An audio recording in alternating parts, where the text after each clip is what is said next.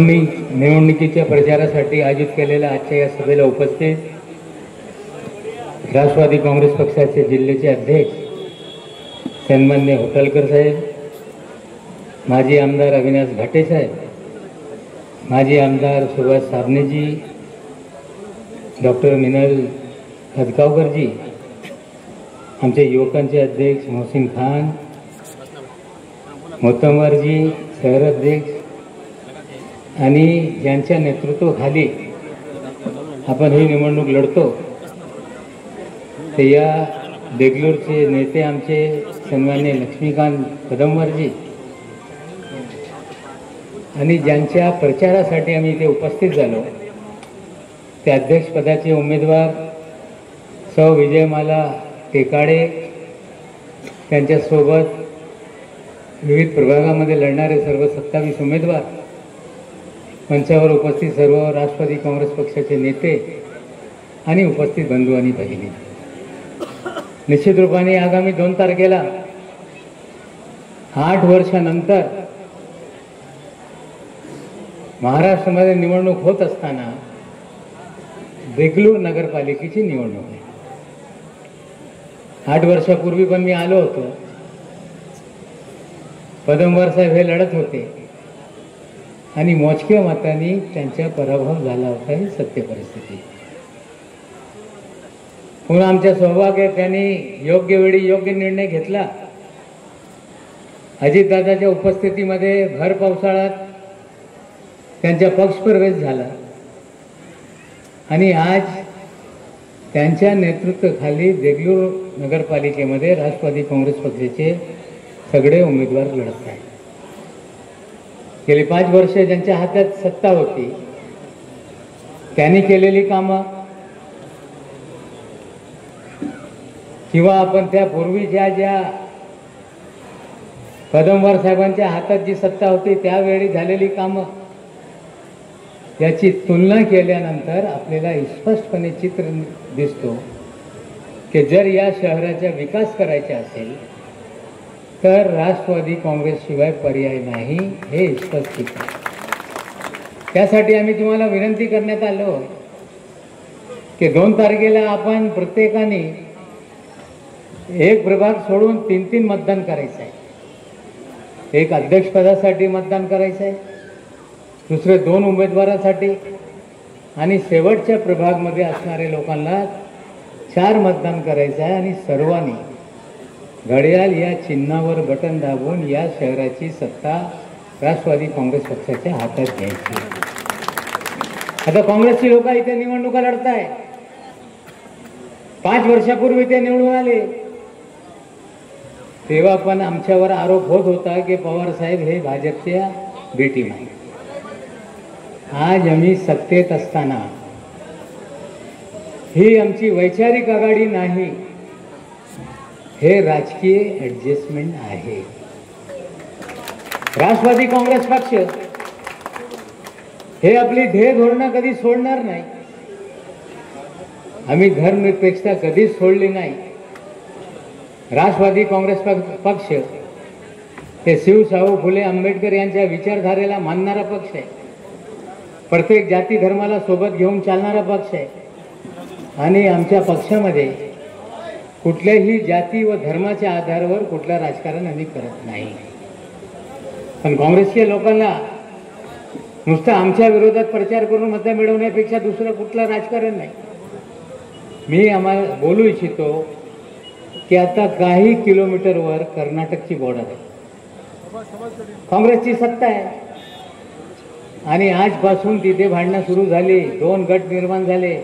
आता कुठला गट कधी भाजपमध्ये जाईल आपल्याला बोलता येत नाही.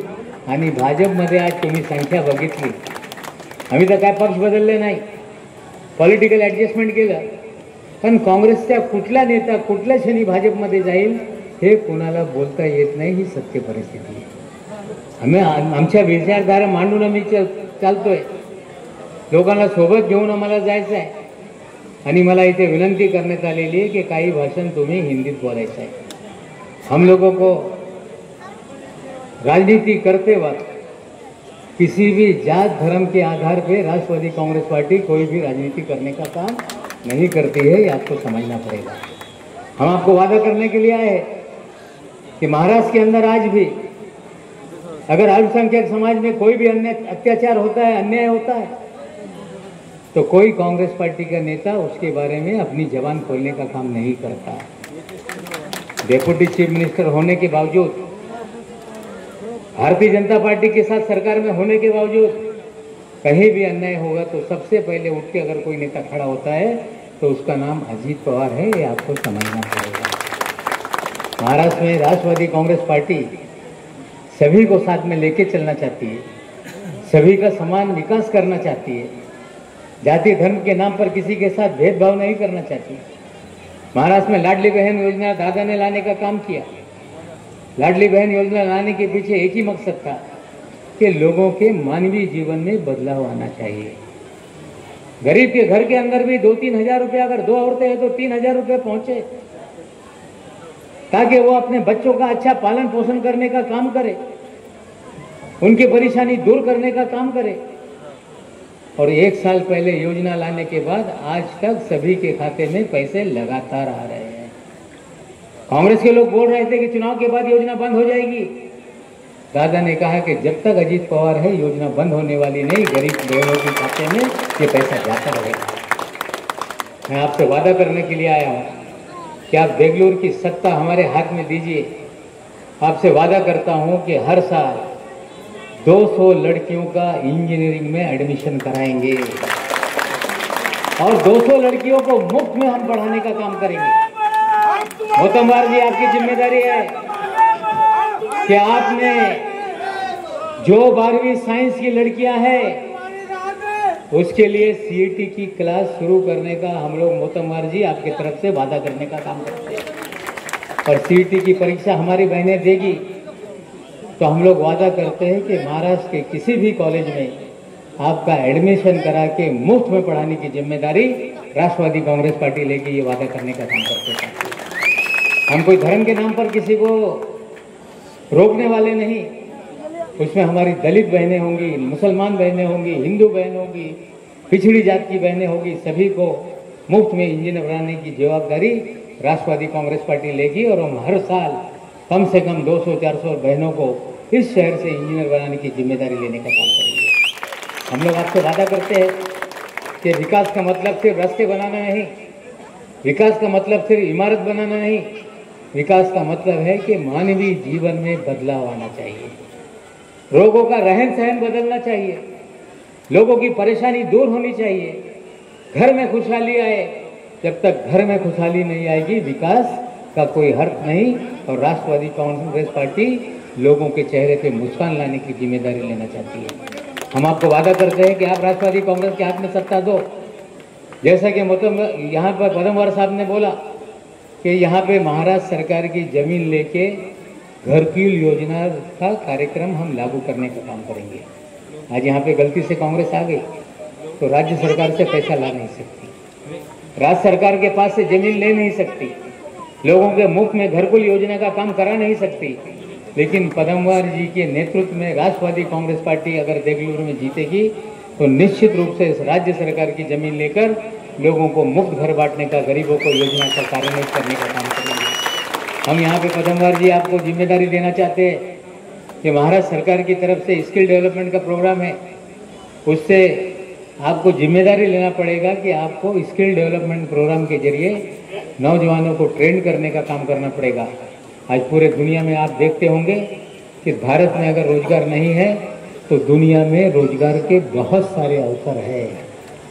राज्य सरकार ने निर्णय लिया है कि हम ट्रेनिंग करने का काम करेंगे और राज्य सरकार ने यूरोप के कई देशों के साथ में समझौता करने का काम किया है।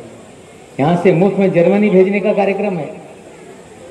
बहुत सारे यूरोप के देश में नौजवानों को वहाँ पर ट्रेनिंग दे के रोजगार की संधि उपलब्ध है। कि सभी कार्यक्रम को राष्ट्रवादी कांग्रेस पार्टी के बेंगलुरु के कार्यकर्ता और नेताओं को हम पूरा कार्यक्रम देंगे ताकि यहाँ पे ट्रेनिंग करा के अगर हम यहाँ पे अगर रोजगार नहीं पाते हैं तो कम से कम साल का 1-2 लाख रुपए का पगार का महीने का रोजगार कहीं ना कहीं विदेश में दिलाने का कार्यक्रम जो हमने बनाया उसको कार्यान्वित करने का काम करेंगे। बहुत सारी चीज़ें हैं यहाँ पर। पानी योजना 77 करोड़ की है, कदमवार जी, आप जीतेंगे तो अजीत पवार तरफ से मैं आपको वादा करता हूँ कि 77 करोड़ की योजना को मंजूरी देने का काम हम भारत सरकार के माध्यम से करेंगे। हमको आपको वादा करते हैं कि जिस भी तरह से हम लोग आते समय यहाँ पर सामने बोला इकडून आपल्याला एक ब्रिज पाहिजे, म्हणजे या नदीवर ब्रिज झाला की कुठेतरी शेतकऱ्यांना म्हणजे बाजार समितीला तो रस्ता जोडणार आहे। आता तुम्ही प्रयत्न करत राहिले, तुमच्याशी झालं नाही असेल तरी आता प्रस्ताव घेऊन या, दादासोबत बैठक लावू आणि या ब्रिजच्या काम बंद मार्गी लावण्याची जिम्मेदारी अपन स्वीकारो। बहुत सारे नौजवान यहाँ पे खड़े हैं, आप लोगों के मन में क्या है बताओ। यहाँ पे हमारे जो माजी नगर अध्यक्ष हैं उनके मन में, लक्ष्मीकांत जी के मन में थोड़ा डर है कि वह साहब जरा मुसलमानों को समझाने का काम करना पड़ेगा। लक्ष्मीकांत जी, मुसलमान यहाँ पे है, मुसलमान अगर किसी के साथ गया तो पूरी तरह से जाता है, अगर नहीं जाना होगा तो चेहरा भी नहीं दिखाता। हमारे लोगों की ये फितरत नहीं कि मुंह पे हाँ हाँ करेंगे और पीछे से छुरी भोंकेंगे। हम इस तरह का काम करने वाले नहीं हैं। हम जिसके साथ देते हैं तो पूरी ताकत से देने का काम करते हैं। एक बार वादा कर दिया तो कर दिया, फिर जो भी होगा देखा जाएगा। लक्ष्मीकांत जी, आपको घबराने की जरूरत नहीं। एक शेर याद आ रहा है, रगों में दौड़ने के कायल हम नहीं, जो आंखों से न टपके बुल्ला हो क्या है। हम लोग वो हैं कि सिर्फ रगों में दौड़ने का काम नहीं करते, अगर हमने ताकत लगाया तो हमारी आंखों से भी खून टपकता है। इस तरह के हम लोग हैं। मैं आपसे वादा करता हूँ लक्ष्मीकांत जी, तुमच्याबद्दल मी बोललोय ते, आता आमच्या लोकांनी निर्णय घेतलेला आहे की यावेळी मागच्या वेळीसारखा कुठल्याही अडचणी होणार नाही। मुस्लिम समाज 100% आपल्याला मतदान करणार। आणि हात उठून दाखवा, आप हाथ उठा के दिखाइए कि घड़ी पे आप बटन दबाने का काम करेंगे कि नहीं।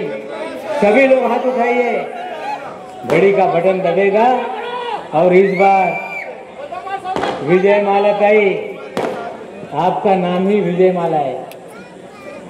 आपके माता पिता ने आपका नाम विजय माला रखा है। 3 तारीख के विजय माला आपके गले में पड़ेगी। हम लोगों को पूरी तरह से उम्मीद है। जय हिंद, जय महाराष्ट्र।